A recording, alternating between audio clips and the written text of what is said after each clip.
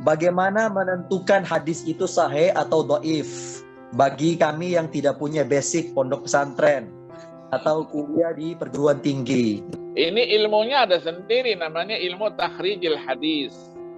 Ilmu yang mengantarkan supaya kita tahu di mana hadis itu berada dalam referensi-referensi aslinya. Maka ketemulah diriwayatkan oleh siapa gitu. Ya. Nah, ini ada metodenya. Kalau hadis itu sudah ada nama sahabatnya, nah kita lacaklah. Kita menggunakan itu namanya metode pertama. Nanti masanid, ma'ajim, dan seterusnya. Terus, saya tidak punya nama sahabatnya, tidak ada teksnya. Oke, teksnya apa?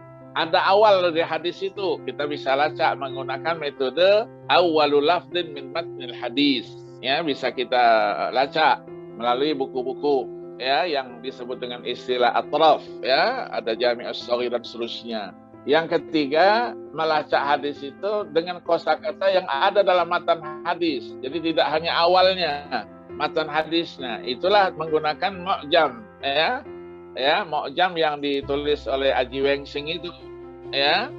Kemudian yang keempat nanti metode pencarian hadis untuk mengetahui tema dari hadis itu, yang disebut dengan istilah fiqhul hadis, ya, temanya maudhu'ul hadis.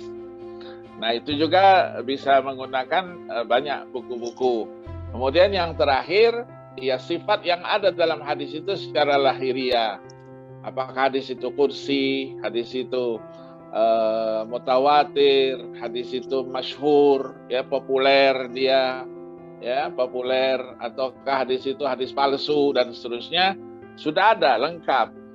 Nah, kalau kita tidak bisa menggunakan buku-buku itu untuk dengan pelajaran karena keterbatasan kita, nah kita bisa menggunakan aplikasi, ya. Sekarang kan sudah ada aplikasinya.